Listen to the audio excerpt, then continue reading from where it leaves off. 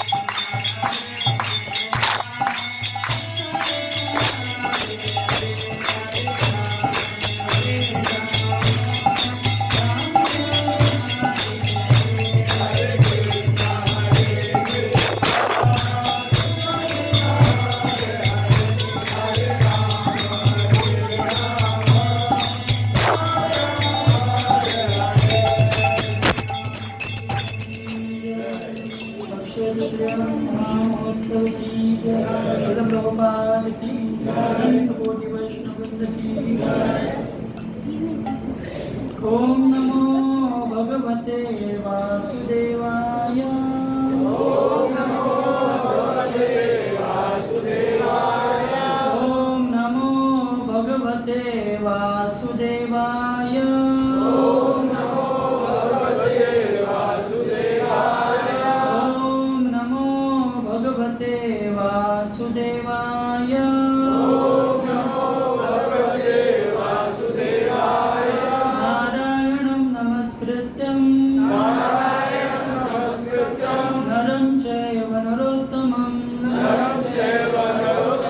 देवीं सरस्वतीं व्यासं ततो जयमुदीरये नष्टप्रायेषु अभद्रेषु नित्यं भागवत सेवया भगवतेरुत्तमश्लोके भक्तिर्भवति नैष्टिकी कृष्णाय वासुदेवाय देवकी नन्दनाय च नन्दगोपकुमाराय गोविन्दाय नमो नमः। ॐ ज्ञानतिमिरान्धस्य ज्ञानाञ्जनशलाकया चक्षुरुन्मिलितं येन तस्मै श्रीगुरवे नमः। श्रीचैतन्यमनोभीष्टं स्थापितं येन भूतले स्वयं रूपा कदा मह्यं ददाति स्वपदान्तिकं। वन्देऽहं श्रीगुरो श्रीयुतापदकमलं श्रीगुरुन् वैष्णवांश श्रीरूपं साग्रजातं सगणा रघुनाथान्वितं तं सजीवं साद्वैतं सावधूतं भजनासहितं कृष्णचैतन्यदेवं श्रीराधा कृष्णपादां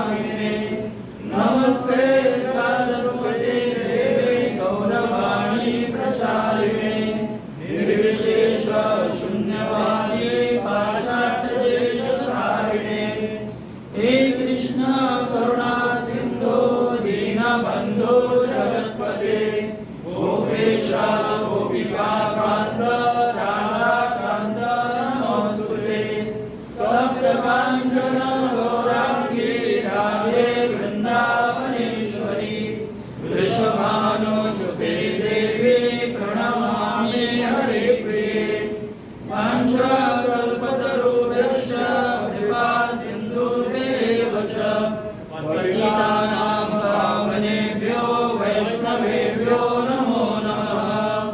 नमो महावदान्याय कृष्णप्रेमाप्रदायते कृष्णाय कृष्णचैतन्यनामिने गौरविषे नमः। पञ्चतत्त्वात्मकं कृष्णं भक्तरूपस्वरूपकं भक्तावतारं भक्ताख्यं नमामि भक्तशक्तिकं। जय श्री कृष्ण चैतन्य प्रभु नित्यानंद श्री अद्वैत गदाधर श्रीवासादि गौर भक्तवृंद। हरे कृष्णा कृष्णा कृष्णा हरे हरे हरे राम राम राम हरे हरे।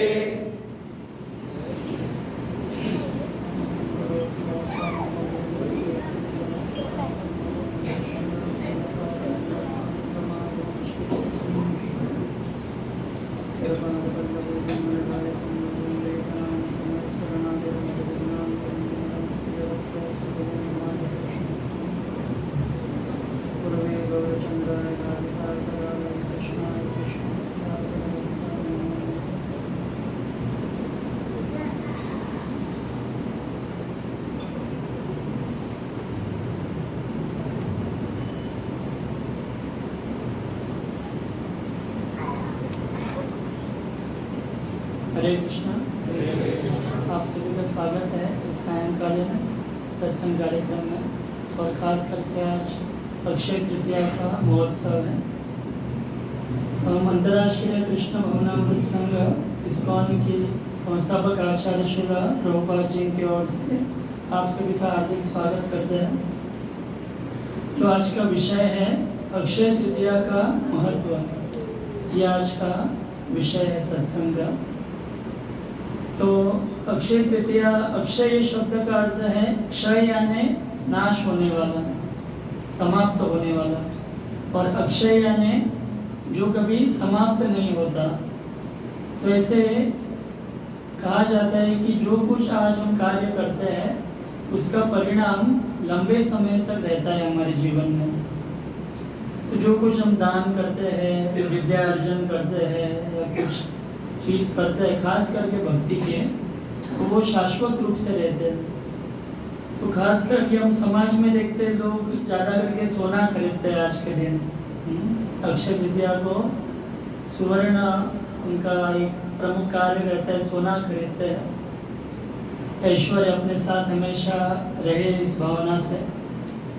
और थोड़े लोग घर प्रवेश करते हैं, कुछ लोग गाड़ी खरीदते हैं, और कोई लोग कुछ राजस्थान आदि जगह पे लोग या गोवा में भी विवाह करते हैं आज के दिन अक्षय तृतीया को, जिसके कारण ये सभी संबंध जो है लंबे समय तक रहे, या घर भी हम बांधे वो अधिक समय तक अच्छी तरह से रह पाए शांति से। ये सभी इसके पीछे धारणा होती है। लेकिन भक्तों के लिए विशेष करके इसका महत्व है कि हम जो कुछ भक्ति करेंगे इसका परिणाम या जो कुछ इसका असर होगा वो हमारे जीवन में लंबे समय तक रहेगी, भक्तों की भावना होती है। तो भक्ति जो है वो वास्तविक शाश्वत है। तीन चीज शाश्वत है, भगवान, भक्ति और भक्त। तो जो भक्त भगवान के प्रति सेवा अर्पण करते हैं या भक्ति करते हैं, उनका नाम जप करते हैं, कथा श्रवण करते हैं, नियम पालन करते हैं, पूजा अर्चना करते हैं, ये सभी शाश्वत फल देने वाले हैं। लंबे समय तक इसका असर है। ये शरीर छोड़ने के बाद भी परलोक में हमें ये साथ देगा। बाकी जो कुछ भौतिक जगत का कार्य है वो सब यहीं पे छोड़ के जाना पड़ेगा, लेकिन भगवत भक्ति ऐसी है जो हमारे साथ हमेशा रहेगी। तो इस प्रकार, क्योंकि ये जीवात्मा का स्वरूपगत धर्म है, भक्ति करना ये कुछ कल्पना या आर्टिफिशियल नहीं है, कृत्रिम कुछ हम पर लादा नहीं गया है। ये हमारा स्वाभाविक धर्म है हर एक जीवात्मा का। तो अक्षय तृतीया के दिन अनेक लीलाएं संपन्न हुई भगवान के संबंधित और अलग अलग लीलाएं हैं, तो उन पर चर्चा करने का मैं प्रयास करूंगा। तो ऐसे कहा जाता है कि अक्षय तृतीया को त्रेता युग प्रकट हुआ, त्रेता युग शुरू हो गया। जैसे सत्य युग है, त्रेता युग, द्वापर युग और कलयुग। तो त्रेता युग की शुरुआत अक्षय तृतीया की तिथि से हुई। और त्रेता युग का धर्म क्या था? भगवत प्राप्ति का यज्ञ करना। त्रेतायाम यजतो मखे, मखे यानी यज्ञ। तो कलयुग का धर्म है हरिनाम संकीर्तन, और त्रेता युग का धर्म था यज्ञ करना। सत्य युग का क्या धर्म था? ध्यान करना, हजारों वर्ष लाखों वर्ष ध्यान करना परमात्मा के ऊपर। और द्वापर युग का धर्म क्या था? पूजा अर्चना करना, मंदिर में बहुत बार जाके दिन में कम से कम 6 बार जाके भगवान की सेवा करना शुद्ध रूप से। तो त्रेता युग का धर्म था यज्ञ करना। तो यज्ञ करने के लिए बहुत सारे सामग्री की आवश्यकता है, शुद्ध सामग्री और शुद्ध ब्राह्मण अच्छी तरह से उच्चारण करके श्लोकों का जब आहुति देते हैं शुद्ध घी के साथ, और जब प्रार्थना करते हैं भगवान विष्णु से, क्योंकि यज्ञ स्वयं भगवान विष्णु हैं, तो भगवान विष्णु को प्रसन्न करते थे यज्ञों के द्वारा। ये त्रेता युग की शुरुआत हुई आज के दिन से। और साथ में जो जौ नाम का एक धान्य है, इसको संस्कृत में यव कहते हैं, वो भी उत्पन्न हुआ, क्योंकि वो यज्ञ में आहुति दी जाती थी उसकी, क्योंकि वो पवित्र है और वो यज्ञ संपन्न होता था यव से। तो वो भी आज के दिन प्रकट हुआ। और साथ में गंगा जी का प्राकट्य हुआ आज के दिन पृथ्वी पे। गंगा जी तो पहले ऊपरी लोकों में बहती थे, और जब भगवान वामन देव प्रकट हुए तो उनके जो चरण कमल के नख से जो ब्रह्मांड का आवरण उसको छेद हो गया, और वहां से कारणों तक जल अंदर पृथ्वी में ब्रह्मांड में प्रवेश किया। तो यही जो जल है वास्तविक गंगा जी है, जिसको ब्रह्मा जी अपने कमंडलों में धारण करते हैं। भगवान के चरणों का अभिषेक इसी जल से ब्रह्मा जी ने किया और अपने कमंडलों में वे हमेशा धारण करते हैं। तो ये गंगा जी जो थी पृथ्वी पे आज के दिन प्रकट हुए। तो इसके विषय में कथा आती है कि जो सगर महाराज थे उनके 60,000 पुत्र थे, लेकिन सभी अहंकारी थे। उनको धन का, पद, ऐश्वर्य का इतना अहंकार था कि वे सब के सब जो थे ऐसे अहंकार के वजह से दुष्कर्मों में लगे थे। और उनको 2 पत्नियां थी। सुमति नाम के पत्नी से 60,000 पुत्र हुए, और केशिनी नाम की पत्नी से असमंजस नाम का एक पुत्र हुआ। तो बाद में एक बार जब सगर महाराज यज्ञ कर रहे थे हिमालय और विंध्याचल के बीच में, दोनों पर्वतों के बीच में, तब उनका जो अश्व था यज्ञ का, उसे इंद्रदेव ने चुराया और उन्होंने उसको नीचे पाताल लोक में छिपा दिया, जहाँ पर भगवान कपिल देव ध्यान कर रहे थे।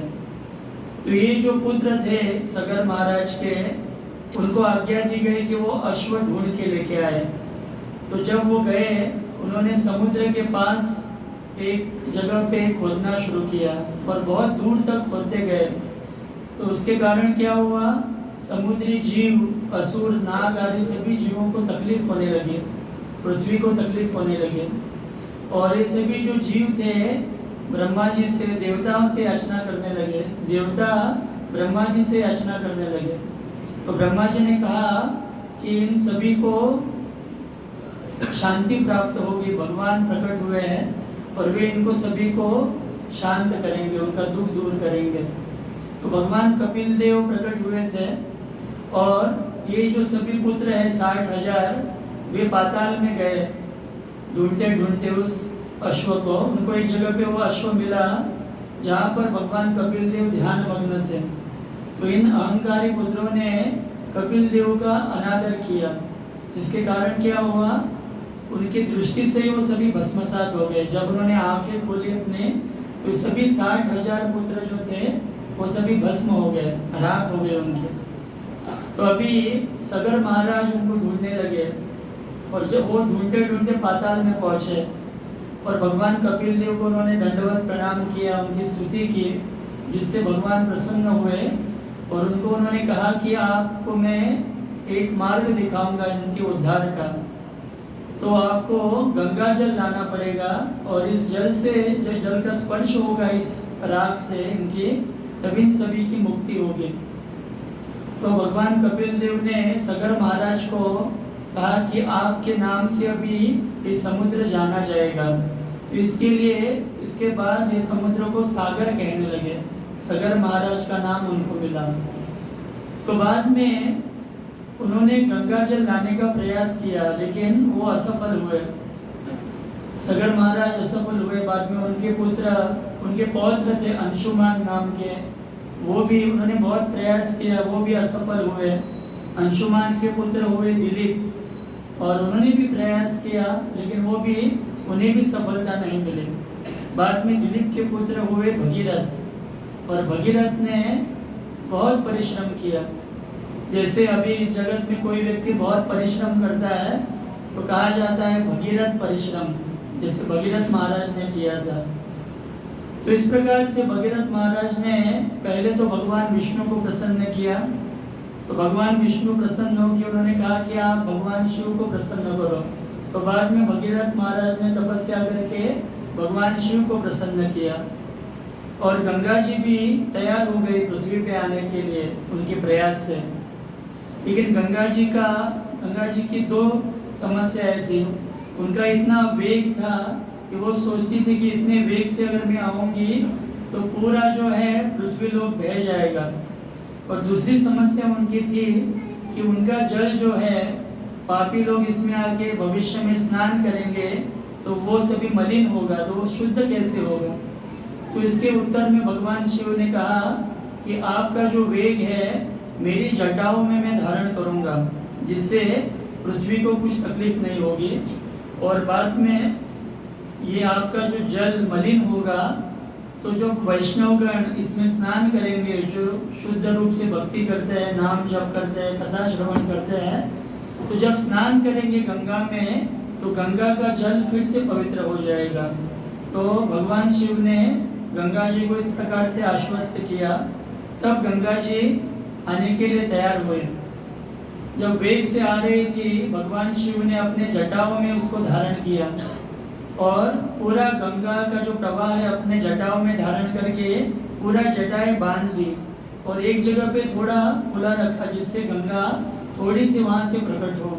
तो वही थोड़ी सी गंगा जो है हम देखते हैं इस प्रकार से गंगोत्री से बहती है और आगे चल के गंगा सागर तक वो बह के गंगा सागर में मिलती है हरिद्वार से। तो इस प्रकार से गंगा जी प्रकट हुई भगीरथ महाराज के अथक प्रयास से। और ये आज का दिन था अक्षय तृतीया का। साथ में आज के दिन जो है भगवान परशुराम का आविर्भाव दिवस है। भगवान परशुराम आज के दिन प्रकट हुए। तो परशुराम भगवान जो है वो जमदग्नि मुनि और रेणुका देवी के पुत्र हैं। तो वे भगवान विष्णु के शक्तिवेश अवतार हैं। भगवान ने उनको दुष्ट दमन शक्ति प्रदान की है। दुष्टों का नाश करने की शक्ति भगवान परशुराम को प्रदान की है, इसके लिए उनको शक्त्यावेश अवतार कहते हैं। तो हम उनकी लीला में देख सकते हैं किस प्रकार एक असुर था कार्तवीर्य अर्जुन नाम का, बहुत शक्तिशाली था, जिसने रावण को भी परास्त किया था। तो उन्होंने जमदग्नि ऋषि का वध किया, उनको मारा, परशुराम के पिताजी को। तो गुस्से से परशुराम जी ने इस असुर का वध किया और बाद में 21 बार क्षत्रियों का नाश किया पृथ्वी से। तो तो 21 बार उन्होंने अलग अलग जो क्षत्रिय जो सभी अहंकारी बने थे और दूसरे जीवों को तकलीफ देते थे, वो सभी का नाश भगवान परशुराम ने अपने परशु से किया। उनके पास एक अस्त्र है परशु का। तो जब वो परशु फेंकते थे तो क्या कहा जाता है कि वो मन की गति से जाता था और सबको मारता था। इस प्रकार से असुरों का, राक्षसों का वध उन्होंने 21 बार किया और पृथ्वी का भार हल्का किया। तो भगवान परशुराम का क्षेत्र है गोवा भी। तो यह चिपलून से रत्नागिरी से लेके केरल तक ये पूरा क्षेत्र जो है, ये कोंकण प्रदेश जो है, ये परशुराम भूमि उसको कहा जाता है, क्योंकि भगवान परशुराम ने अपने परशु से समुद्र से ये जगह ली है और सभी जीवों को वहाँ पर मनुष्यों को रहने के लिए व्यवस्था प्रदान की, भूमि प्रदान की। तो ये सभी प्रदेश को परशुराम क्षेत्र कहते हैं। पैंगिण में भी, कानकोड़ में पैंगिण नाम की जगह है, वहाँ पर भगवान परशुराम का मंदिर है। इस पूरे क्षेत्र में भगवान परशुराम एक समय में उन्होंने भ्रमण किया है।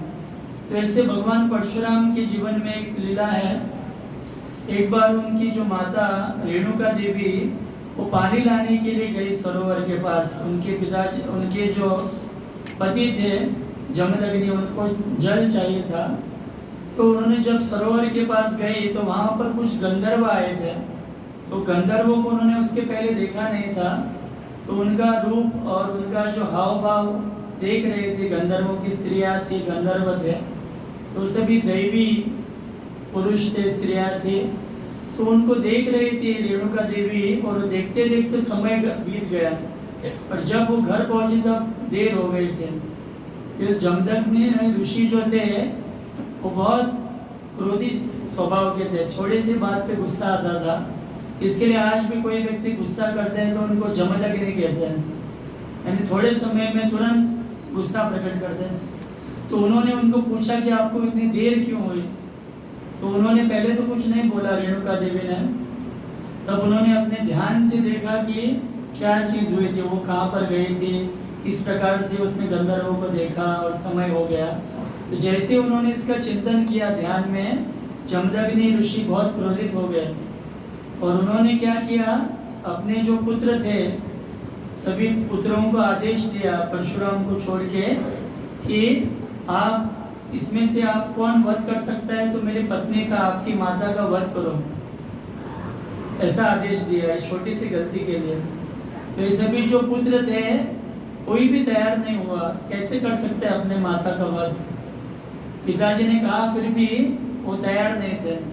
बाद में गुस्से से उन्होंने परशुराम को आदेश दिया कि आप क्या करो, माता, मेरी पत्नी का यानी आपकी माता का वध करो और इसके साथ अभी सभी का, भाइयों का भी वध करो। तो ये आज्ञा मान के परशुराम ने क्या किया, उनका प्रभाव, उनको जानते थे अपने पिता का कि वो अपने प्रभाव से उनको जीवित करेंगे और स्वयं भगवान है। तो परशुराम ने अपने पिता का आज्ञा मानने के लिए तुरंत परशु से माता का भी वध किया और सभी भाइयों का वध किया। और बाद में उन्होंने जमदग्नि से प्रार्थना भी की। जमदग्नि प्रसन्न हुए, उन्होंने आज्ञा पालन किया था। तो जमदग्नि ने प्रसन्न होकर पूछा, आपको क्या वर चाहिए।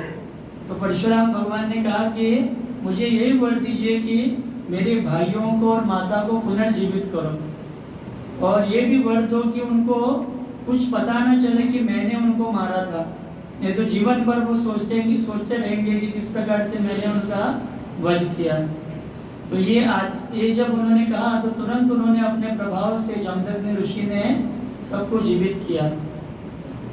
तो इस प्रकार से हम देखते हैं भगवान परशुराम जो थे उन्होंने क्षत्रियों का नाश किया और धर्म की स्थापना की। ब्राह्मणों को और अन्यों को उन्होंने आश्रय दिया, जिसके कारण वो धर्म का प्रचार प्रसार करें। तो इस प्रकार आज के दिन और बहुत सारी लीलाएं हैं। एक तो भगवान परशुराम प्रकट हुए, उनके साथ भगवान हयग्रीव जो है वो भी, उनका भी आविर्भाव आज के दिन है। तो उनका चित्र देख सकते हैं, वो एक मुख जो है घोड़े के समान है, इसके लिए उनको हयग्रीव भी कहते हैं। हय यानी संस्कृत में अश्व या घोड़ा होता है, और ग्रीव यानी जिसका मुख घोड़े के समान हो। तो ये भगवान हयग्रीव आज के दिन प्रकट हुए। उसके साथ नर नारायण जो भगवान के अवतार है, वे भी उनका प्राकट्य आज के दिन है। तो नर और नारायण ऋषि ये तपस्या करते हैं कहाँ पर? बद्रिकाश्रम, बद्रीनाथ में। और उन्होंने जो कर्ण था वो पहले असुर था, सहस्त्र कवच नाम का। तो उसको वरदान था कि उसके पास 1000 कवच होंगे और ये सभी कवच जो है, एक भी कवच अगर कोई तोड़ेगा तो उसकी मृत्यु होगी, ऐसा उसको वरदान था। तो नर नारायण ऋषि ने उनके साथ युद्ध किया, इस असुर के साथ। तो जब नर बाण चढ़ाते थे तो वो कवच भेदने के बाद वो बेहोश हो जाते थे। तो नारायण उनको बाद में जीवित करते थे और स्वयं बाण चलाते थे। जब वो बाण चलाते थे, वो बेहोश होने के बाद नर उनको फिर से जीवित करते थे। इस प्रकार से 999 जो कवच थे वो सभी तोड़ दिए इन्होंने। आखिर में जो असुर था उसने क्या किया? सूर्य लोक में वो चला गया, भगवान सूर्य के आश्रय उसने लिया। तो सूर्यदेव पहले तो लेने के लिए तैयार नहीं था उसको, लेकिन भगवान की आज्ञा समझ के उसने इसको आश्रय दिया। लेकिन जब हम देखते हैं कुंती महारानी ने द्वापर युग में आवाहन किया भगवान सूर्य से, तब तुरंत उन्होंने इसको दे दिया कुंती महारानी को, क्योंकि वो चाहता था कि इसको कैसे उससे मेरी जान छुड़वा लूं मैं। और इस प्रकार से ये सहस्त्र कवच जो था वही कर्ण बना। तो ये असुर था पहले जन्म में, तो नर नारायण के साथ उनका युद्ध हुआ था। तो ये जो है नर नारायण आज के दिन प्रकट हुए। उसी प्रकार से आज के दिन बद्रीनाथ में मंदिर के जो दरवाजे आज के दिन खुले होते हैं, 6 महीने तक बंद रहते हैं। जब आज से लेके भैया दूज यानी यम द्वितीया तक, दिवाली के दिन तक ये मंदिर के दरवाजे खुले रहते हैं 6 महीने। और बाद में जब वहाँ पर बहुत ठंडी होती है, उस समय में मंदिर बंद होता है और नारद मुनि और सभी देवता, जिनमें नारद मुनि प्रमुख है, वे भगवान बद्री विशाल की सेवा करते हैं, बद्री नारायण की।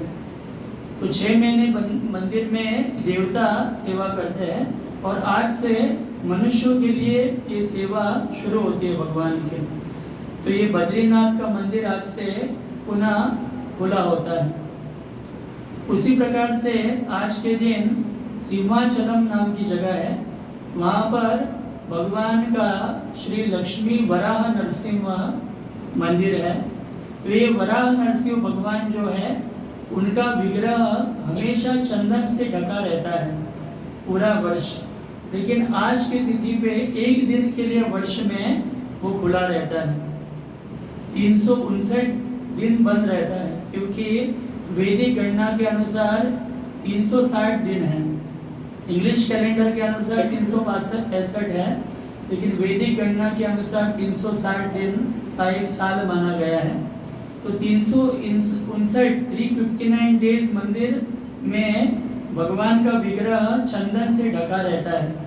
आज के एक ही दिन के लिए वो चंदन निकालते हैं सभी लोग। जो है भगवान का जो निज रूप है वराह नरसिंह, भगवान का मुख वराह भगवान जैसा है और उनका देह नर और सिंह जैसा है।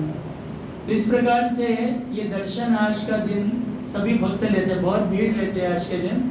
और शाम को पुजारी फिर से उस विग्रह पे चंदन लगाना शुरू करते हैं। तो प्रतिदिन चंदन लगाते हैं, प्रतिदिन उन पर चंदन का लेप रहता है। और ये लेप बढ़ते बढ़ते बाद में ऐसा लगता है कि शिवलिंग है बड़ा, पूरा ढक देता है भगवान को। 359 दिन चंदन लगाते हैं भगवान को। और ऐसे कहा जाता है कि ये जो सिंहाचलम है, वहाँ पर हिरण्यकश्यपु ने प्रहलाद को मारने के लिए एक पहाड़ पे लेके गए और पहाड़ से उन्होंने उनको फेंका। छोटे से बालक थे प्रहलाद, 5 साल के, और वो जो पहाड़ का एक जो हिस्सा है वो भी हिरण्यकश्यपु ने उनके ऊपर फेंक दिया, जिसके कारण उन्होंने सोचा कि प्रहलाद अगर बच जाए पानी से भी तो कम से कम ये पत्थर से मर जाएगा। देखो कितना क्रूर हृदय है, पिता होते हुए भी अपने पुत्रों को पूरी तरह से मारने का प्रयास कर रहा है। लेकिन भगवान ने क्या किया, पानी से प्रकट हुए भगवान विष्णु और प्रहलाद की रक्षा की। तो प्रहलाद महाराज ने प्रार्थना की थी भगवान से कि आपका वराह और नरसिंह, क्योंकि प्रहलाद के चाचा कौन थे? हिरण्याक्ष। उसका वध करने के लिए भगवान वराह रूप में प्रकट हुए और उनकी पिता के लिए नरसिंह रूप में प्रकट हुए। तो प्रहलाद महाराज की इच्छा थी कि इन दोनों रूपों का दर्शन एक ही विग्रह में हो। इसके लिए भगवान ने यह अद्भुत वराह नरसिंह का रूप धारण किया। तो वहाँ पर एक सुंदर मंदिर की निर्माण किया गया। बाद में आगे चल के पुरुरवा और उर्वशी, महाराज पुरुरवा और स्वर्गीय अप्सरा उर्वशी वहाँ पर आए थे। तो वहाँ पर उर्वशी के सपने में भगवान आए और उन्होंने कहा कि यहाँ पर मैं निवास कर रहा हूँ और मेरा कोई मंदिर नहीं है। तो उर्वशी ने जैसे ही कहा राजा महाराज पुरुरवा से, तो उन्होंने भगवान के लिए विशाल मंदिर का निर्माण किया। तो आगे चल के रामानुजाचार्य जब गए थे उस प्रदेश में, तो वहाँ पर ऐसी चर्चा हो रही थी कि विष्णु का विग्रह है या शिव जी का, ये द्वंद्व था, मन में संशय था लोगों के। तब रामानुजाचार्य ने शास्त्र के आधार पर उनको समझाया कि वास्तविक भगवान वराह नरसिंह हैं, और सबको बाद में ये बात उनको मान्य हुई। तो इस प्रकार से ये सिंहाचलम में वराह नरसिंह अक्षय तृतीया के दिन दर्शन देते हैं। आज के दिन तो आज के दिन भगवान व्यास देव ने महाभारत की रचना करना प्रारंभ किया। आज से उन्होंने शुरू किया महाभारत को रचना करने के लिए। तो बद्रीनाथ में ही वहाँ पर गणेश गुफा और व्यास गुफा है, दोनों नज़दीक है। तो वहाँ पर भगवान व्यास देव ने लिखने के लिए गणेश जी को नियुक्त किया, क्योंकि उनको ऐसा कोई व्यक्ति चाहिए था जो अखंड लिखे, जैसे वो कहते जाए वो गणेश जी ने लिखना चाहिए, या कोई भी अविरत लिखना चाहिए, इस रूप में वो चाहते थे। तो गणेश जी तो वो महान वैष्णव हैं, तो वो तुरंत तैयार हो गए और उन्होंने सहाय करने के लिए उन्होंने मान्यता दी। लेकिन उनके मन में एक कंडीशन था उनका, उन्होंने कहा व्यासदेव से कि मैं अवश्य लिखूंगा, लेकिन मेरा एक कंडीशन ऐसा है कि जब कुछ मैं लिखूंगा बीच में आपने रुकना नहीं चाहिए। अगर आप रुकेंगे तो मैं लिखने के लिए बंद करूंगा, मैं भी लिखना बंद करूंगा। तो भगवान व्यासदेव ने कहा कि आप लिखो, लेकिन जो कुछ मैं कह रहा हूँ वो सोच समझ के लिखो, वो सब सत्य होना है, ये आप देखिए पहले, और वो सोच समझ के ही आप लिखिए। तो महाभारत में कितने श्लोक हैं? 1,00,000 श्लोक हैं। तो 1,00,000 श्लोक की रचना व्यासदेव ने की और गणेश जी लिखते गए। तो बीच बीच में जब व्यासदेव रुकना चाहते थे, चिंतन करना चाहते थे श्लोकों के ऊपर, तो वे कुछ ऐसे कूट श्लोक लिखते थे, उच्चारण करते थे, जिससे गणेश जी सोचते थे, सोचना पड़ता था उनको। तो जैसे वो सोचते थे तब तक उनको समय मिलता था व्यासदेव जी को, और वो आगे श्लोक कहना प्रारंभ करते थे। इस प्रकार से व्यासदेव कहते गए और गणेश जी लिखते गए श्लोक, और ये महाभारत की रचना हुई। तो ये आज के दिन ये प्रारंभ हुआ महाभारत की रचना करना। तो उसी प्रकार से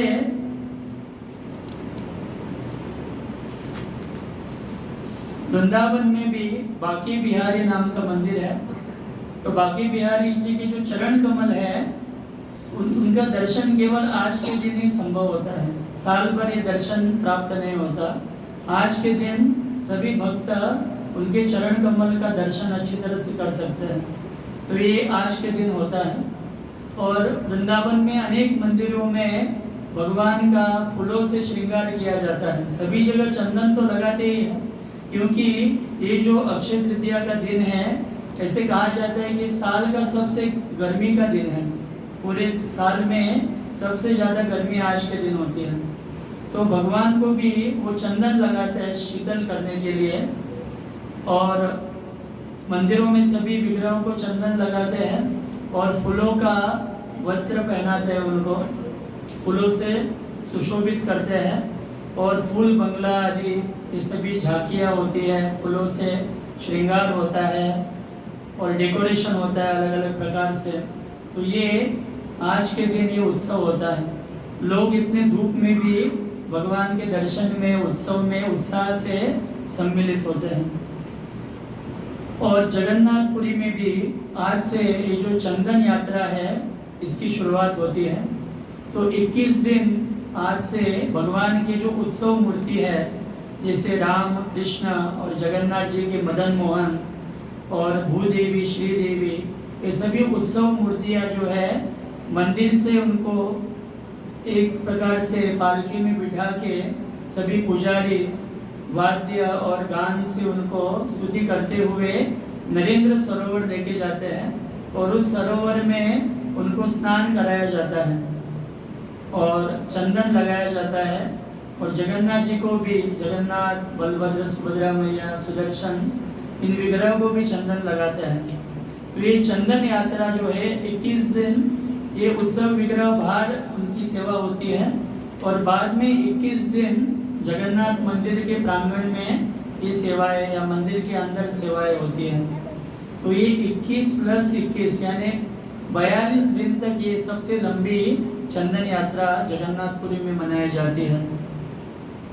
तो चैतन्य महाप्रभु भी 500 साल पूर्व अपने भक्तों के साथ उन्होंने जगन्नाथपुरी में निवास किया था, और 18 साल तक वे जगन्नाथपुरी में रहे।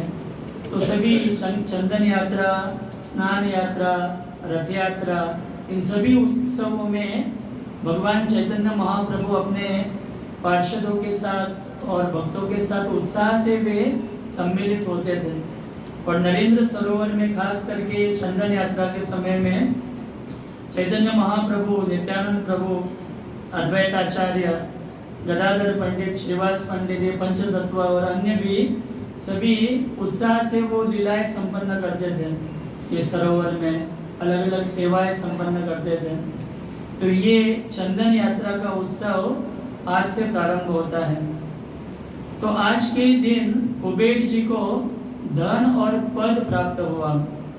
तो जो कुबेर है उनको देवताओं का कोषाध्यक्ष या धनाध्यक्ष कहते हैं। तो उनको आज के दिन कुबेर के पद पर एक पद प्राप्त हुआ और धन भी प्राप्त हुआ।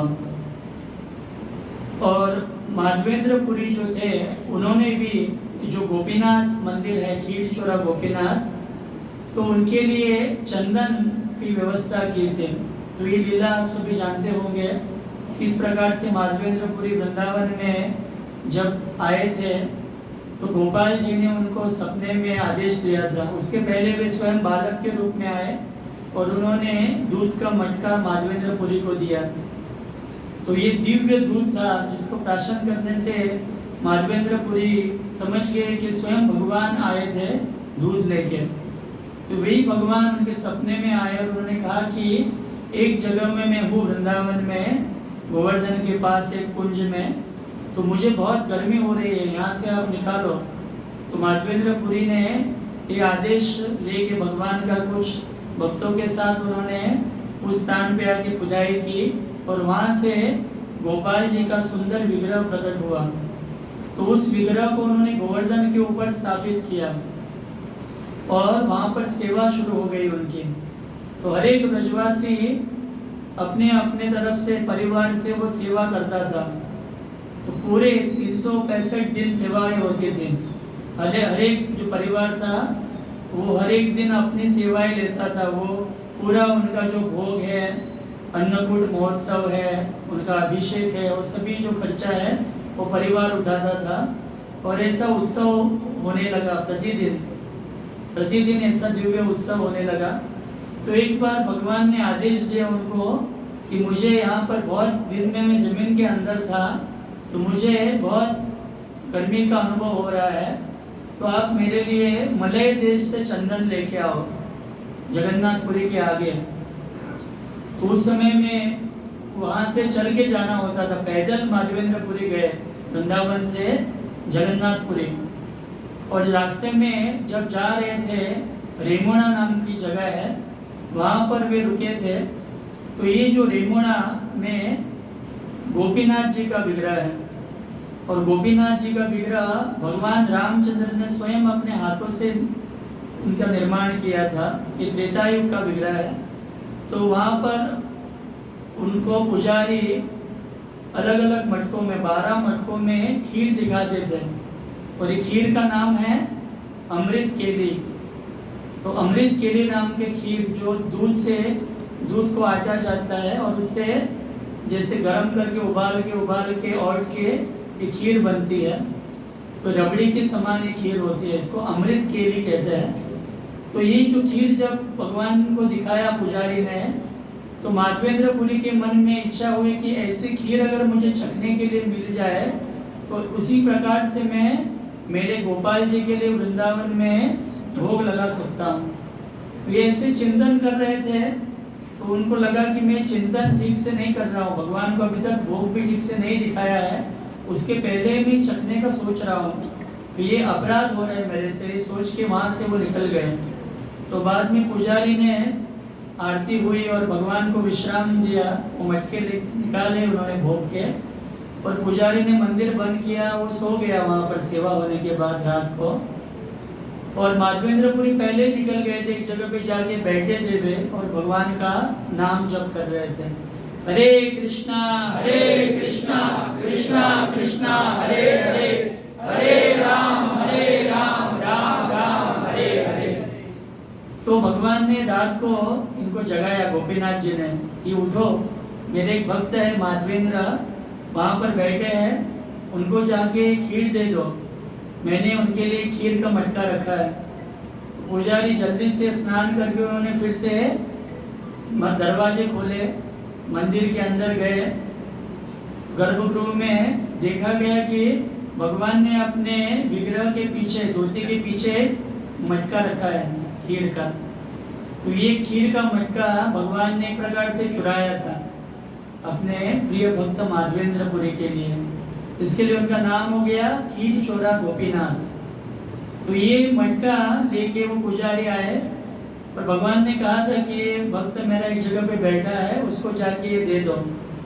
तो वो जोर जोर से पुकारने लगे पुजारी बाजार में आके कि यहाँ पर महाभाग्यवान माधवेंद्रपुरी कौन है, उनके लिए गोपीनाथ जी ने खीर चुराई है, तो ये खीर आप कृपा करके ले लो। तो माधवेंद्रपुरी ने खीर ले ली और वहाँ से खीर लेके वो चले गए। वो सोच रहे थे यहाँ पर रुक जाऊंगा तो लोग मुझे मान सम्मान देंगे, मेरी प्रतिष्ठा बढ़ेगी, इसके लिए वहाँ से वो चले गए और वे जगन्नाथपुरी की तरफ चलने लगे। लेकिन जैसे जगन्नाथपुरी पहुँचे, उसके पहले ही उनकी कीर्ति पहुँची थी, उनका यश पहुँच चुका था। तो सभी लोग उनका गुणगान करने लगे, प्रणाम करने लगे, प्रशंसा करने लगे कि भगवान ने स्वयं इनके लिए खीर चुराई। और वहाँ के जो राजा है उन्होंने उनका स्वागत किया और उनकी जो इच्छा है वो पूछी, और उनकी इच्छा अनुसार उनके लिए 1.25 मन उन्होंने चंदन दिया और कर्पूर दिया भगवान को लगाने के लिए। तो जैसे वो लेके आ रहे, उनके लिए एक ब्राह्मण भी दिया और एक व्यक्ति उठाने के लिए सब बाहर। तो ये जब आ रहे थे लौट के, फिर से गोपीनाथ जी का दर्शन के लिए रुके, और जैसे वहाँ पर रुके, वहाँ पर उनको खीर भी प्राप्त हुई भगवान की। और बाद में रात में माधवेंद्रपुरी के सपने में भगवान गोपाल जी ने कहा कि आप क्या करो, ये जो चंदन है ये गोपीनाथ के विग्रह को लगाओ, मैं और गोपीनाथ जो हूँ ये अभिन्न हूँ, मेरे में और गोपीनाथ में कोई अंतर नहीं है, तो ये जो चंदन है वो आप यहीं पे मुझे लगाओ। तो ये चंदन यात्रा यानी अक्षय तृतीया के दिन से उनको चंदन लगाना प्रारंभ हुआ। तो ये 21 दिन तक ये उत्सव होता है। तो प्रतिदिन वहाँ पर ये चंदन लगाया जाता था, उस समय में भी माधवेंद्रपुरी के द्वारा लगाया गया और आज भी लगाया जाता है। तो माधवेंद्रपुरी बाद में चातुर्मास तक वहाँ पर रुके 4 महीना, और बाद में जगन्नाथपुरी लौट के गए। और आगे चल के उनकी समाधि भी रेमुणा में है। कीड़चोरा गोपीनाथ मंदिर के नजदीक ही माधवेंद्रपुरी की समाधि है। तो इस प्रकार से ये लीला चंदन लगाने की आज प्रारंभ हुई। तो आज के ही दिन सुदामा जो है द्वारकाधीश भगवान को मिलते हैं। तो सुदामा भगवान के बचपन के मित्र है और ब्राह्मण पुत्र है, और वो सांदीपनि मुनि के आश्रम में एक साथ पढ़ाई की भगवान ने और सुदामा ने। और सुदामा जो थे अत्यंत गरीब थे और वे अयाचक उनकी वृत्ति थी, वो ज़्यादा कुछ मांगते नहीं थे किससे। और उनकी पत्नी भी वो उनको ज़्यादा कुछ कहती नहीं थी। वो जानती थी कि मेरे जो पति है वो हमेशा भगवान के चिंतन में रहते हैं और उनको वो तकलीफ देना नहीं चाहते थे। तो वो अपने हिस्से का भी जो अन्न है सुदामा को देते थे, इतने उनके साथ सहयोग उनका था। और एक बार क्या हुआ कि उनको अनेक दिन उनके लिए खाने की कुछ व्यवस्था नहीं हुई। तो सुदामा की पत्नी सोचने लगी कि ऐसे अगर रहेंगे तो सुदामा जी को भी तकलीफ होगा और बाकी मुझे और पुत्रों को भी तकलीफ होगा। तो इसके लिए उन्होंने कहा कि आप एक बार द्वारकाधीश के पास जाइए, आपका मित्र है, भगवान है, आपको वो सहायता करेंगे और हमारे जो निर्धन अवस्था है वो दूर हो सकती है। सुदामा पहले तो जाना नहीं चाहते थे, लेकिन बार बार जब पत्नी ने कहा तो वो सोचने लगे कि इसके बहाने मैं मेरे मित्र को मिल सकता हूँ, उनका दर्शन होगा। तो ये सोच के वो तैयार हो गए। तो सुदामा की जो पत्नी है उन्होंने 4 घरों में जाके ये जो पोहा है, इसको संस्कृत में पृथक तंडुल कहते हैं, तो ये जो पोहा 4 घरों से लेके आए और एक एक मुट्ठी यानी 4 मुट्ठी भिक्षा लेके वो आई। और ये जो एक वस्त्र में लपेट के उन्होंने सुदामा को दिया। सुदामा द्वारकापुरी में गए, द्वारका में पहुँचे तो एक एक जो प्राकार थे राजवाड़ा पार करके वे भगवान के जो 16,108 महल थे उस जगह पे पहुँचे। तो जहाँ पर वो महल में पहुँचे पहले वो रुक्मिणी देवी का महल था। और ऐसे कहा जाता है भागवत में भगवान ने दूर से ही देखा सुदामा को और दौड़ते हुए भगवान आए। रुक्मिणी देवी के साथ पलंग पे बैठे थे भगवान द्वारकाधीश। तो श्री कृष्ण तुरंत उठ के दौड़ के गए सुदामा को मिलने के लिए और सुदामा को आलिंगन दिया भगवान ने और उनसे वार्तालाप करने लगे।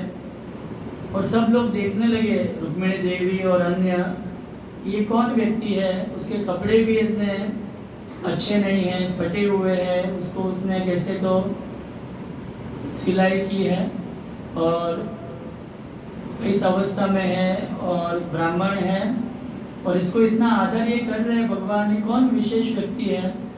तो भगवान ने उनको तो पहले बिठाया अपने पलंग पे और उनके चरणों को अपने कर कमलों से धोया सुदामा के, उनकी पूजा की और उनके लिए भोजन का प्रबंध किया। वे सब भगवान कर रहे थे और स्वयं कर रहे थे, ऐसे नहीं कि किसी नौकर को उन्होंने लगाया, स्वयं भगवान उनके लिए सब कुछ कर रहे थे। रुक्मिणी देवी भी मोर पंख लेके उनको चामर जैसा डुला रही थे। और बाद में भगवान ने उनका प्रसाद होने के बाद पूछा कि मेरे लिए क्या लेके आए हो, मेरे लिए कुछ तो आपने लाया होगा। तो सुदामा अपनी जो चीज़ है वो छुपा रहे थे और सोच रहे थे कि ये तो द्वारकाधीश है, इनका जो वैभव है ये इंद्र से भी करोड़ों गुना अधिक है, क्योंकि ऐसा वैभव था कि जैसे शुभ्र दूध के समान वो शैया थी और हस्तिदंत का जो पलंग था और अलग अलग रत्न लगे थे जिससे प्रकाश आ रहा था, पूरा महल उससे झगमग कर रहा था और अनेक हजारों दास दासियां थी और सबके हीरे माणिक और सोने से आभूषित सभी थे, उच्च वस्त्र उनके थे, इतना सारा वैभव था द्वारका का। वे सुदामा झिझक रहे थे, मन में सोच रहे थे कि कैसे मैं ये पोहा लेके आऊँ, दे दो भगवान को। लेकिन भगवान ने कैसे तो उनसे वो झपट के वो वस्त्र से निकाल दिया पोहा, और एक मुट्ठी पहले तो खाया भगवान ने जबरदस्ती से। सुदामा देना नहीं चाहते थे, लेकिन भगवान ने जबरदस्ती खाया। भगवान जब खा रहे थे, रुक्मिणी देवी ने रोक दिया। दूसरा कवल जब खाना शुरू किया भगवान ने, खाने ही वाले थे, तब तक रुक्मिणी देवी ने कहा कि प्रभु आप इसके आगे मत खाओ। एक खाने के बाद आपने पूरा जो साम्राज्य है, सब वैभव है, ये सब कुछ अभी इसको प्राप्त हुआ है। अगर ये दूसरी मुट्ठी आप खाओगे तो मुझे दासी बनना पड़ेगा सुदामा का। तो आप ये मत करो, मेरे साथ सभी को आपको उनकी सेवा में लगाना पड़ेगा।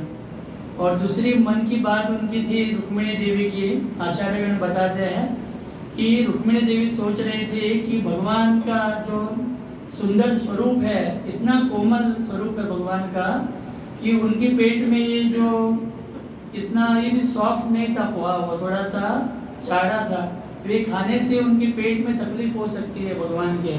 ये सोच के वो देना नहीं चाहते थे उनको। और वो भगवान से कहने लगी कि थोड़ा पोहा बचा है, हम खाएंगे, आप हमको बांटिए, हमको भी मिलना चाहिए। तो बाद में भगवान रुक गए, और बाद में सुदामा और भगवान कृष्ण वो बातें करने लगे। तो श्री कृष्ण अपने बचपन की बातें, जैसे गुरुकुल में कैसे वो रहते थे, ये सभी बातें होने लगे। तो इससे एक पूरी रात भर उन्होंने बात की प्रकार से। और बाद में ये सभी रानियां जो थी वो अलग अलग प्रकार से उनको परोसने लगी। दूसरे दिन भी अलग अलग व्यंजन लाने लगे। 108 रानियां थी, तो हर रानियों ने व्यंजन बनाए थे अपने हाथों से। तो सोचिए एक एक व्यंजन भी खाना है तो 16,108 खाना पड़ेगा। तो इस प्रकार से उनका आदरातिथ्य भगवान ने किया। और सुदामा चलने लगे, वो सोचने लगे कि अभी मुझे लौट के जाना है, और मन में सोचने लगे कि मेरे मित्र ने मुझे कुछ नहीं दिया, अच्छा हुआ, और मैंने कुछ याचना करने की भी नौबत नहीं आई, अच्छा हुआ।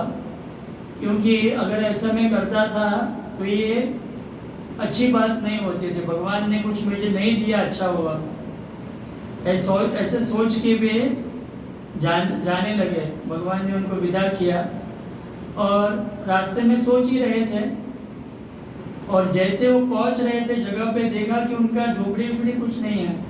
वहाँ पर एक बड़ा महल हो गया है, और वहाँ पर उनकी पत्नी भी, उनको सुंदर अलंकार है, वस्त्र है, उनकी अनेक दासियाँ है। पहले तो पहचान नहीं पाई कि उनकी पत्नी वो पत्नी है या नहीं, सोचने लगी कोई स्वर्गीय देवता है, देवी है। तो इस प्रकार से पूरा जो नक्शा बदल गया था सुदामा के घर का। तो आचार्यगण बताते कि भगवान ने क्यों नहीं बोला सुदामा को कि इतना सब दे रहा हूँ। तो इसका उत्तर आचार्यगण बताते हैं कि भगवान ऐसे सोच रहे थे कि ये मेरे भक्त ने जो है, मेरे मित्र ने क्या किया, अपनी पूरी शक्ति लगा के 4 घर से 4 मुट्ठी पोहा लेके आया है, पूरी शक्ति लगाई है उसने।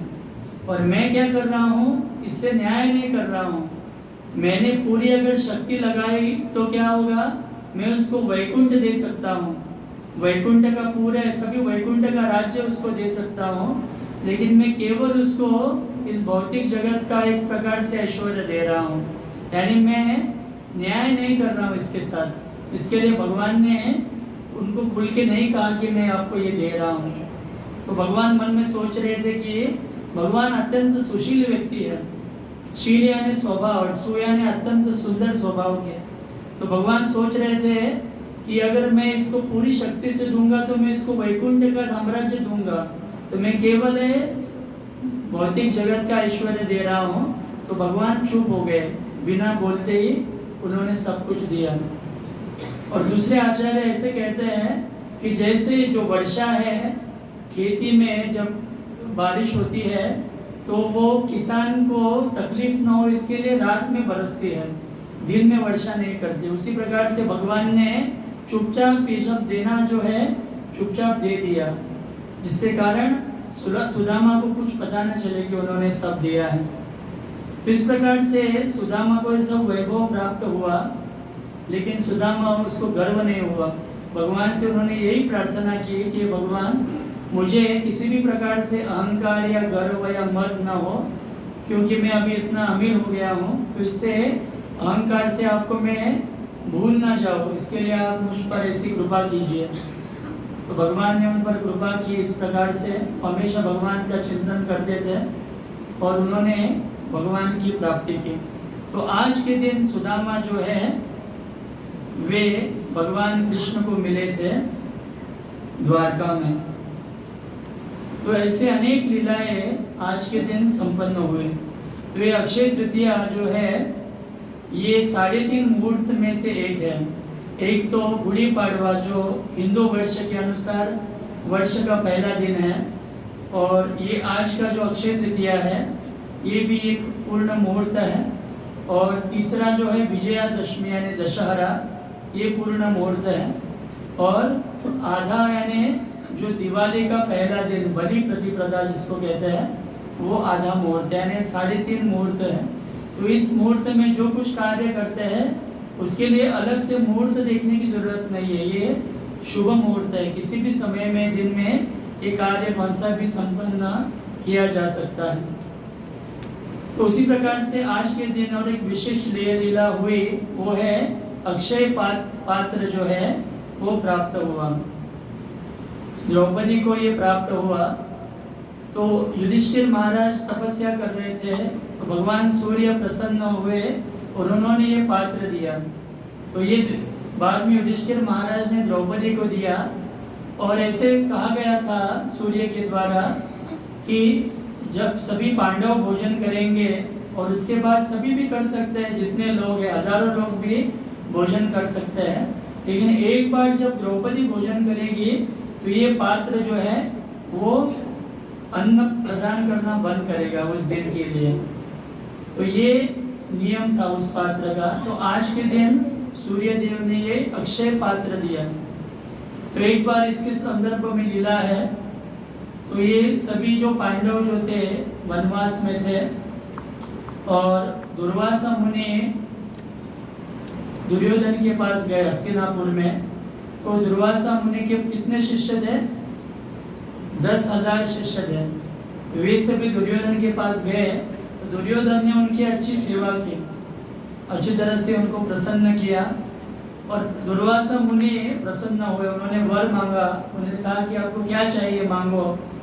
तो दुर्योधन ने हाथ जोड़ के उनसे कहा कि हे मुनिवर, आप मुझे कुछ देना चाहते हैं तो एक वर दीजिए कि मेरे सभी जो भाई हैं कि मगरमच्छ के आंसू निकालने लगा दुर्योधन, और कहने लगा कि मेरे सभी जो भाई हैं ये वन में दुख भोग रहे हैं, तो आप कृपा करके उनको वहाँ पर जाके आशीर्वाद दीजिए, अपना संग दीजिए।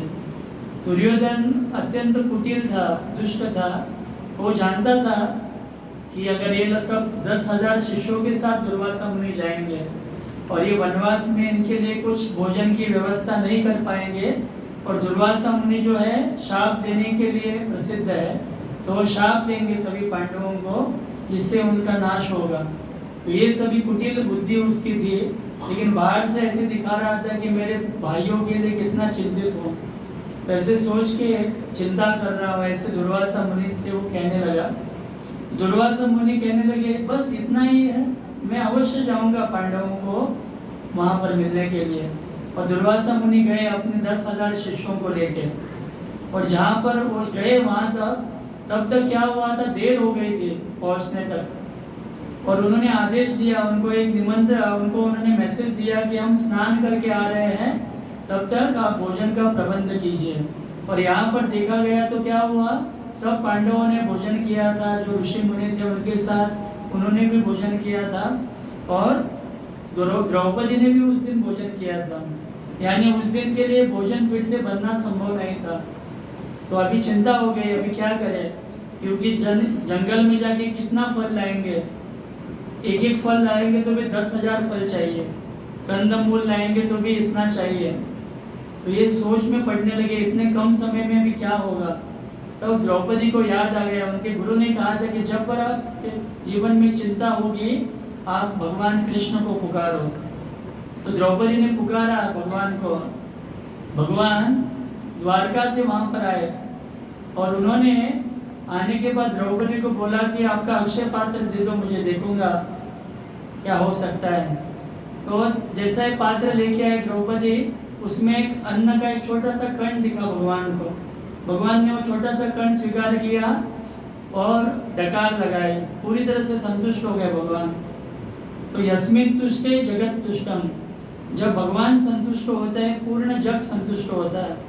तो ये यहाँ पर जब ये सभी स्नान कर रहे थे, दुर्वासा मुनि और उनके 10,000 शिष्य, वो सबका पेट भर गया, भारी होने लगा और वो डकार देने लगे। अभी सोचने लगे कि इतना पेट भर गया है गले तक, अभी जाने के बाद वहाँ पर भीम परोसेगा हमको इतना अभी खाने के लिए कण भी जगह नहीं है, वहाँ जाने के बाद और खाना पड़ेगा। ये सोच के जल्दी जल्दी स्नान करके बाहर आ गए और दौड़ने लगे, जैसे हो सके दौड़ने का प्रयास कर रहे थे और सोच रहे थे कि अभी जाके फायदा नहीं है, नहीं तो मुश्किल में पड़ेंगे।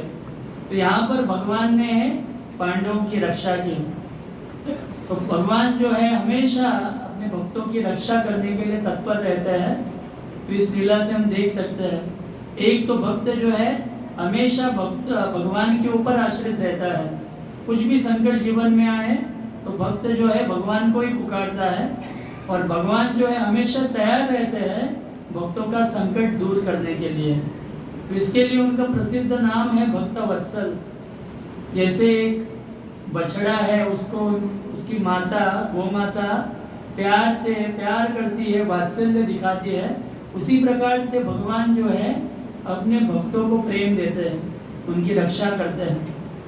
तो इस प्रकार से ये जो अक्षय पात्र की जो लीला है आज के दिन हुई, आज के दिन ये पात्र प्राप्त हुआ पांडवों को।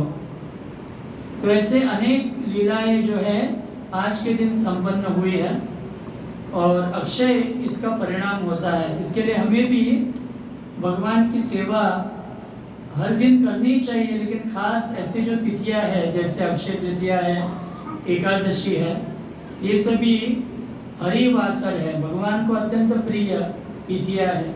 माधव तिथि यानी भगवान को प्रिय तिथि है, जिससे भक्ति में हमारी प्रगति होती है। तो हमें उत्साह से भक्ति करनी चाहिए। तो आज के दिन अधिकाधिक जप करना चाहिए, अधिकाधिक भगवान के विषय में श्रवण करना चाहिए, भक्तों के संग में आना चाहिए और भगवान को कुछ अर्पण करना चाहिए यथाशक्ति। भगवान हमारे से ये नहीं देखते कि हम कितनी मात्रा में अर्पण कर रहे हैं, लेकिन हम किस भाव से अर्पण कर रहे हैं। थोड़ा भी अगर कुछ अर्पण करेंगे तो बहुत बड़ा चढ़ा के भगवान देखते हैं। उनका स्वभाव ही ऐसा है कि वो छोटा सा छोटा अभी दान बहुत रूप से देते हैं। इसके लिए तो गीता में कहते हैं पत्रम पुष्पम फलम तोयम, एक पत्ता अर्पण करो, एक फूल, एक फल, थोड़ा सा जल। कोई भी अमीर से अमीर व्यक्ति ऐसा नहीं बोलेगा कि मुझे पत्ता अर्पण करो या एक फूल अर्पण करो, वो बोलेगा कुछ हरी पत्ती अर्पण करो, धन मिले तो अच्छा है या कुछ। लेकिन भगवान ऐसे नहीं, सबसे अमीर है, उनसे अमीर कोई भी नहीं है, लेकिन वो क्या मांग रहे हैं? एक पत्ता, एक फूल, एक फल, थोड़ा सा जल। तो इस प्रकार से हमें कुछ ना कुछ देने का प्रयास भगवान को करना चाहिए। जो सबको देने वाले हैं उनको देने का एक सौभाग्य हमें इस मनुष्य शरीर में मिलता है। हम उनको क्या दे सकते हैं वास्तविक? जैसे गंगा जी है, उनको उनका ही जल अर्पण करके उनकी सेवा हम करते हैं। उसी प्रकार से त्वदीय वस्तु गोविंदम तुभ्यम एव समर्पणम, आपकी वस्तु है भगवान, आपको ये मैं अर्पण कर रहा हूँ। किसके लिए? तेन त्वदंग्रि कमले रतिम में यच्च शाश्वतीम, इससे क्या होगा? त्वद अंग्रि कमले, आपके चरण कमलों में मुझे रति यानी प्रेम प्राप्त होगा, शाश्वत प्रेम। तो हम जो कुछ भगवान को अर्पण करते हैं, भले मात्रा में कम ना क्यों ना हो, लेकिन उससे हमें अक्षय चीज की प्राप्ति हो सकती है। तो हमें प्रयास करना चाहिए। और शास्त्र में भी बताया गया है कि भगवान के दर्शन के लिए जब हम जाते हैं तो कुछ ना कुछ भेंट वस्तु या कुछ फल फूल आदि उनके लिए लेके जाना चाहिए। ये भक्ति रसामृत सिंधु में इसका वर्णन है। जो कुछ हम यथाशक्ति अर्पण करते हैं, क्योंकि भगवान को देने से व्यक्ति कभी उसके जीवन में कमी नहीं होती। बाकी किसी को भी आप देंगे उससे वापस कितना मिलेगा अभी और परलोक में इसकी कुछ गारंटी नहीं है, लेकिन भगवान को आप कुछ थोड़ा से भी देंगे बहुत मात्रा में भगवान देते हैं। जैसे गजेंद्र है, हाथी था, उसने क्या अर्पण किया? कमल का एक फूल, कमल का फूल अपने सूंड से अर्पण किया भगवान को। भगवान तुरंत आ गए, वो पुकार रहा था भगवान को। आचार्यगण कहते हैं कि वो नारायण ऐसे पुकार रहा था, तो नारायण न कहने तक भगवान पहुंच गए। गरुड़ से पहले पहुंचे, गरुड़ को पीछे छोड़ दिया भगवान ने, अपने पीठ पे गरुड़ को रख दिया भगवान ने और तेजी से आ गए। क्यों? क्योंकि उनके भक्तों ने पुकारा था। एक छोटा सा पुष्प है, उससे उन्होंने, और स्तुति कर रहा था गजेंद्र, जो पिछले जन्म में स्तुति करता था, वो याद आके वो स्तुति करने लगा भगवान की, और वो स्तुति से भगवान प्रसन्न हुए और ग्रह से उसकी रक्षा की।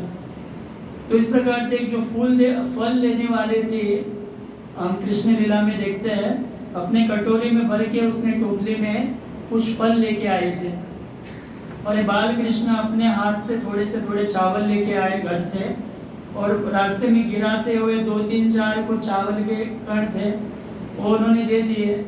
तो उनका सुंदर रूप देखे वो टोकरी से सब फल उसने दे दिए, और उसके बदले में वो जा रही थी, जैसे टोकरी उठाने के लिए गई तो पूरा रत्न और सभी प्रकार से दिव्य रत्नों से वो टोकरी भर गए थे। तो भगवान ने इतना उसको दे दिया। उसके साथ छोटा सा कोई अगर पत्ता अर्पण भगवान को करता है, जैसे एक पत्ता अर्पण किया सत्यभामा ने, तो भगवान ने अपने आप को बेच दिया। तुलसी का पत्ता जब चढ़ाया, जब वजन कर रहे थे भगवान का, तो एक तुलसी का पत्ता चढ़ाने से भारी हो गया वो पगड़ा जहाँ पर तुलसी थी, और भगवान का पगड़ा हल्का हो गया। भगवान हवा में तैरने लगे, इतने हल्के हो गए, क्योंकि वो पत्ते का वजन इतना भारी था। पहले तो सब कुछ अर्पण किया था भगवान को, सब आभूषण और सब कुछ अर्पण किया था, लेकिन बाद में तुलसी का पत्र अर्पण करने से भगवान हल्के हो गए। तो ये पत्रम पुष्पम फलम और तोयम, थोड़ा सा जल अर्पण कर से भी भगवान को हम प्रसन्न कर सकते हैं।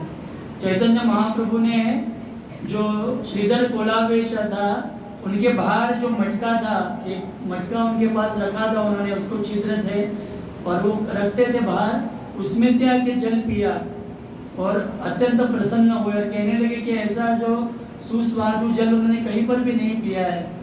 तो छोटे से जल से भगवान को उन्होंने प्रसन्न किया। तो भगवान को प्रसन्न करना इतना मुश्किल नहीं है, केवल हमें वो भाव चाहिए और प्रयास चाहिए।